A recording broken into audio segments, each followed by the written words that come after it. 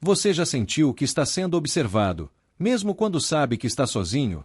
Que no silêncio da madrugada, algo respira do outro lado da parede? Hoje, eu vou te contar a história de Clara, uma mulher que achou que estava fugindo do pior pesadelo de sua vida. Um casamento tóxico, cheio de medo, ameaças e noites sem dormir. Ela mudou para Santa Clara, um bairro arborizado, tranquilo, onde todas as casas têm jardins bem cuidados e os vizinhos sorriem ao passar. Parecia o recomeço perfeito. Mas havia uma casa que não se encaixava. A casa vizinha. Com seus tijolos escuros, venezianas fechadas há meses, e um jardim abandonado que parecia gritar em silêncio. Ninguém entrou. Ninguém saiu. E o nome do antigo morador, Elias Rocha, era sussurrado como se fosse uma maldição. Alguns diriam que ele desapareceu. Outros diziam que foi levado. E quando Clara ouviu o primeiro tic-tac na parede, exatamente às 3h17, ela não sabia que aquilo não era um relógio. Ela não sabia que a casa estava escutando. E muito menos que, ao prestar atenção, ela já tinha sido escolhida. Se você acha que está seguro no seu lar, espere até ouvir o que aconteceu nos dias seguintes. Porque essa história não termina. Ela só recomeça. Santa Clara era exatamente o tipo de lugar que você vê em anúncios de imóveis. Ruas arborizadas, casas de 2 andares com varandas de madeira e aquele cheiro suave de grama cortada ao fim da tarde. As pessoas acenavam. As crianças brincavam até o sol se pôr. Era o tipo de paz que Clara perdeu que nunca mais teria depois de anos presa num casamento onde o silêncio era mais assustador que os gritos. Ela se mudou com uma mala de roupa, um gato chamado Paul, e a esperança de que, dessa vez, tudo fosse diferente. E por alguns dias, foi. Até que ela notou aquela casa. A casa ao lado. Não era só o fato dos tijolos escuros parecerem absorver a luz do sol. Ou das venezianas trancadas, como se alguém tivesse fechado tudo e simplesmente ido embora. Era o jardim. Um mato alto, seco, com folhas mortas acumuladas como se o tempo tivesse parado ali. Nenhuma placa de venda-se. Nenhum sinal de vida. Só um abandono que parecia intencional. Como se a casa estivesse esperando. Clara falou aos vizinhos. Eles deram sorrisos curtos, desviaram o olhar. Ah, aquilo? Tá vazio há uns 6 meses. Mas o tom de voz disse outra coisa. Um deles, um senhor de chapéu de palha, sussurrou, Elias Rocha morava lá. Sumiu do nada. Outro completou, baixinho, dizem que ele ainda tá lá, só que não é mais ele. E foi aí que ela ouviu pela primeira vez, um boato que não era sobre um homem desaparecido, mas sobre uma casa que engolia pessoas. Clara achou que era um cano. Ou um rato. Qualquer coisa racional. Mas o som voltou toda a noite. Exatamente às 3h17. Tique, tique, tique. Lento. Deliberado. Como se alguém estivesse batendo com uma unha na parede, só que não era um relógio, não era um pulso, era um convite. E o pior, ela começou a acordar antes do som. Como se seu corpo soubesse que algo estava prestes a acontecer. Depois vieram as sombras. Elas viam pelo canto do olho, atrás das venezianas da casa vizinha. Movimentos rápidos, como se alguém passasse de um cômodo para outro. Mas quando ela ligou a luz e olhou direto, nada. Só escuridão. E então, uma noite, viu uma luz no porão. Breve. Fria. Como se alguém tivesse acendido uma lanterna por um segundo, e depois apagado com medo de ser visto. O cheiro chegou logo depois, metálico. Úmido. Como sangue velho misturado com terra molhada. E vinha do vento norte, o mesmo que batia contra a janela dela, como se a casa estivesse soprando em sua direção. Foi aí que os sonhos tiveram. Não eram pesadelos comuns. Eram memórias que ela nunca viveu. Corredores escuros. Paredes manchadas com algo que parecia tinta, mas era grosso demais. Uma escada rangendo ao descer para o porão. É uma porta entreaberta, com algo respirando do outro lado. Pesado. Molhado. Como se o ar estivesse sendo engolido e cuspido de volta. E toda vez que ela acordava, suando frio, o relógio marcava 3h17. Como se a casa estivesse contando. Como se estivesse marcando o tempo dela. Clara não era do tipo que espera por sinais. Se algo estiver errado, ela vai até a porta e pergunta.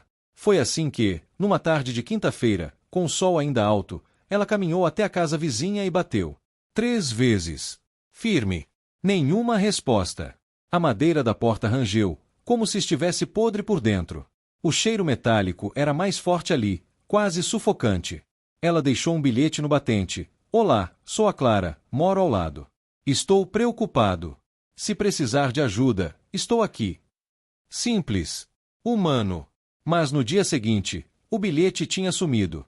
Em seu lugar, presa com um prego enferrujado, havia uma foto. Velha. Amarelada. Mostrava um homem de óculos, cabelo ralo, abraçando uma mulher de vestido claro. Ele sorriu, mas os olhos estavam vazios.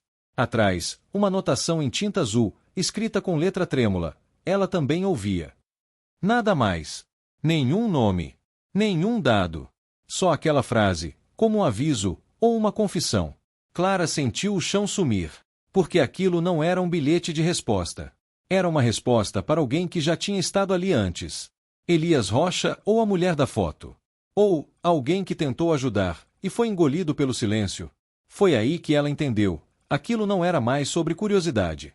Era sobre sobrevivência. A casa não estava vazia. Ela estava esperando. E agora, Clara tinha entrado no jogo. Não com um grito, não com uma invasão, mas com uma pergunta no escuro. E a casa, de alguma forma, respondeu. Não com palavras. Com um objeto. Com uma história interrompida. E com uma pergunta não dita. Você também ouve? Os sonhos não eram mais breves visões. Eram visitas. Clara acordava com as mãos sujas de terra, mesmo sem ter saído da cama. Sentia o gosto de ferrugem na boca ao amanhecer. E os sonhos? Eles se repetiram. O corredor escuro. As paredes manchadas com algo que escorria devagar, como se respirassem. A escada rangendo sob seus pés. E, no fim, a porta do porão entreaberta. Não fechado. Não trancada. Entreaberta. Como se estivesse convidando. E do outro lado, uma respiração ofegante, úmida, como se algo grande estivesse deitado ali, esperando ser alimentado. Uma noite, ela acordou com um som diferente. Não era o tic-tac. Eram passos. Pesados subindo. Como se alguém, ou alguma coisa, estava descendo do porão e subindo as escadas da casa vizinha. Mas a casa estava vazia, certo? Ela correu até a janela. Olhou para o lado. Tudo escuro. Silêncio. Até que ouviu um rangido no andar de cima. Como se uma porta tivesse sido aberta. E então, nada. O silêncio voltou, mas não era um silêncio normal. Era denso. Como se o ar tivesse sido sugado. Foi aí que ela descobriu. Os filhos não ficaram mais fortes. Estavam se tornando reais. A linha entre o sonho e a realidade estava se dissolvendo. E a casa estava cruzando. Pior, ela sentiu que estava sendo qualificada. Não para fugir, mas para entrar. Como se cada som, cada visão, cada cheiro fosse um passo em um ritual invisível. Algo antigo. Algo familiar. Porque não foi a primeira vez que isso acontecia. Elias Rocha ouviu. A mulher da foto se mexeu. E agora, Clara também ouvia. E o pior de tudo, ela já não sabia se queria parar. Porque, no fundo, aquilo fazia sentido. Como se o silêncio consistia contando uma história que só os que sobreviveram puderam entender. Clara foi entregue à polícia num sábado à tarde, com as mãos tremendas e a voz quase inaudível. Ela não disse tudo. Não falou dos sonhos, nem do cheiro, nem da foto com anotação em tinta azul. Apenas disse que a casa vizinha tinha suspeitas, que havia filhos estranhos, luzes no porão, e que o antigo morador desapareceu sem explicação. O atendente foi educado, mas distante. Vamos mandar um oficial verificar, senhora. Mas, sabe como é? Muitas ligações falsas por causa de rumores. 2 horas depois, um carro preto e branco estacionou na frente da casa. O oficial, um homem de bigode grosso e olhos cansados, foi apresentado como Tenente Marques. Ele sorriu, mas não com os olhos. Ele pegou tudo. Bateu na porta da casa vizinha, 3 vezes, igual a Clara. Nada. Checou as janelas. Todas fechadas. Foi para os fundos. A porta da cozinha parecia frágil, de madeira velha. Ele tentou forçar. Era pesado. Trancado. Mas quando ele se mudou, viu correntes por dentro. Grossas. Enferrujadas.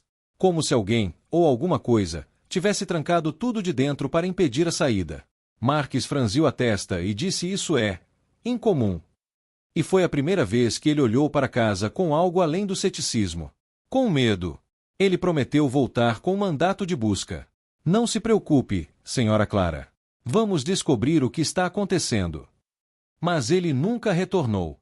No dia seguinte, Clara ligou para a delegacia. Disseram que o tenente Marques estava afastado por problemas pessoais. Sem detalhes. Sem dados de retorno. Ela tentou ligar de novo. A linha caiu. A rádio da polícia, que antes tocava chamadas de rotina, ficou muda. Como se o bairro inteiro tivesse sido desconectado. Um vizinho comentou, baixinho, que Marques foi visto perto da delegacia, mas não parecia bem. Olhava para as paredes. Murmurava sozinho. Disse que ouvia um tic-tac no crânio.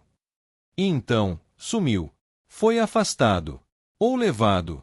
E Clara entendeu, a casa não só envolve pessoas. Ela corrompe quem tenta ajudar. E agora ela estava sozinha. Mais do que nunca. A decisão não veio de coragem. Veio de desespero. Clara já não consegue dormir.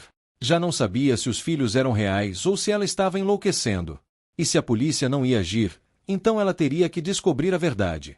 Na terça-feira à meia-noite, com uma lanterna na mão e o coração batendo como um tambor, ela contornou a casa vizinha.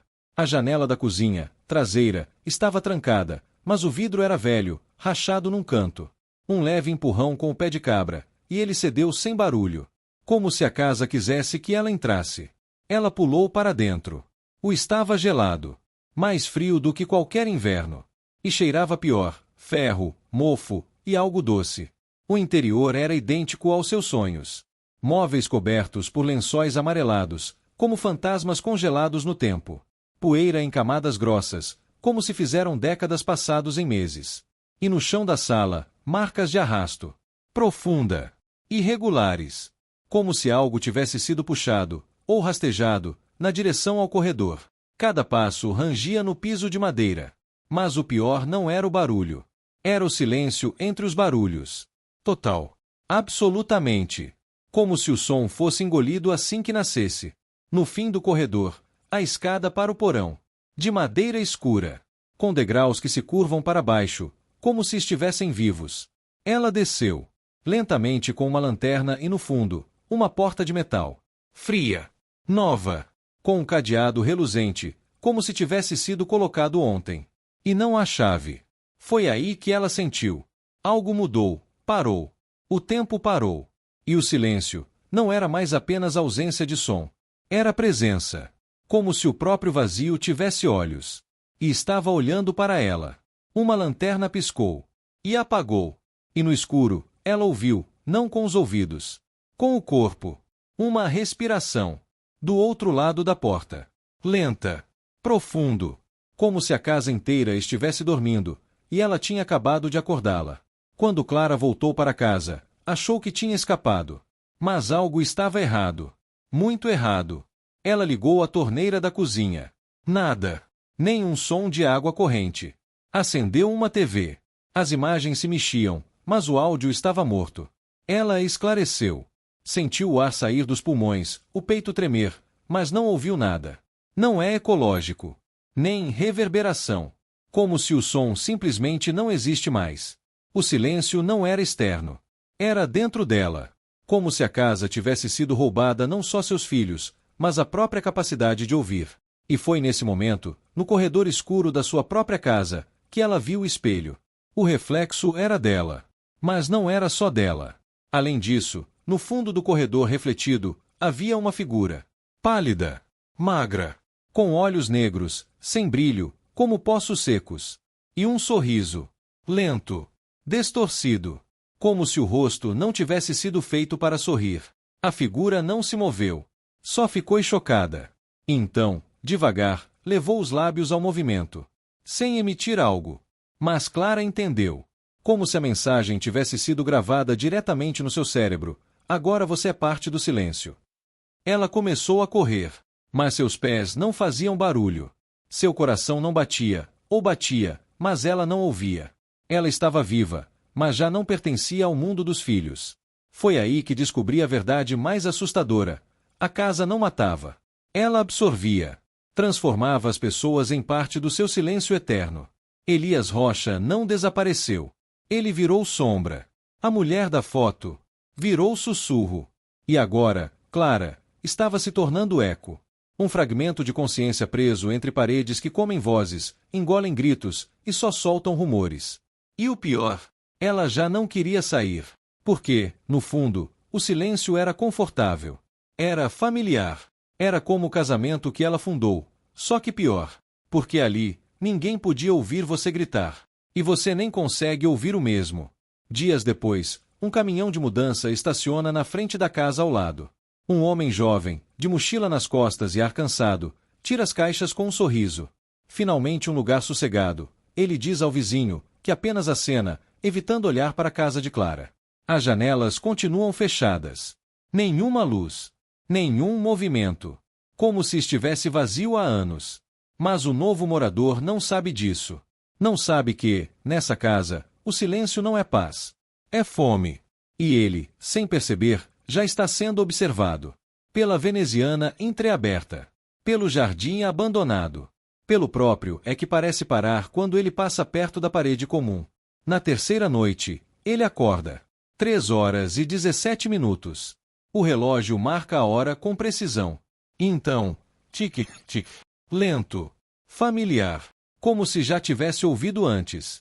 Ele se levanta, coração acelerado, e encosta na parede. O som vem do outro lado. Da casa de Clara.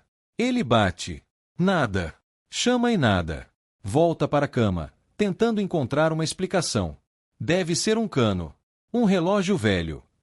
Mas no fundo, algo dentro dele sabe. E não é medo. É reconhecimento. Como se o silêncio já estivesse falando com ele.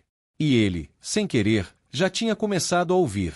No dia seguinte, enquanto folhas limpas e secas no quintal, ele encontra algo enterrado. Uma foto. Meio rasgado. Mostra uma mulher sorrindo, mas com os olhos arregalados, cheios de pavor. Clara. Na parte de trás, a mesma frase que ela viu na casa vizinha, mas agora escrita em tinta vermelha, como sangue seco. Ela está ouvindo. Ele olha para a casa dela. Sente um frio subir pela espinha. E então, quase como um reflexo, sussurra: quem está ouvindo? E no silêncio que segue, não há resposta. Mas ele sente. Algo dentro dele se move. Como se uma porta tivesse sido aberta. E do outro lado, uma mulher de olhos negros, sorrindo no escuro, acaba de encontrar um novo ouvido. E é assim que o ciclo continua. Silencioso. A casa não precisa de portas abertas. Não precisa de gritos. Ela só precisa de alguém que ouça. Alguém que é frágil. Cansado. Sozinho. Porque o silêncio não escolhe qualquer um. Ele escolhe quem já carrega um vazio dentro de si. Clara fugiu de um pesadelo. E caiu num muito pior. Um onde você não está morto. Onde você é transformado em eco. Em sombra. Em aviso. E agora, eu te pergunto, você já escolheu algo que não deveria existir? Um barulho na madrugada que quando você se levanta? Um sussurro que parece vir de dentro da parede? Ou talvez, você só sente vontade de imaginar? Cuidado! Porque a primeira mentira do silêncio é fazer você acreditar que ele não está lá. Se você gostou dessa história, compartilhe com alguém que você acha que precisa ouvir isso, mas escolha bem. Porque, quem sabe, o próximo tic-tac não te deixa mais perto do que você imagina. Se inscreva no canal. Ativa o sininho. Porque amanhã eu vou te contar sobre a casa no fim da Rua das Acácias, onde ninguém envelhece, mas ninguém também sai. E lembre-se, nem todo silêncio é paz. Algumas vezes, ele está apenas esperando você prestar atenção.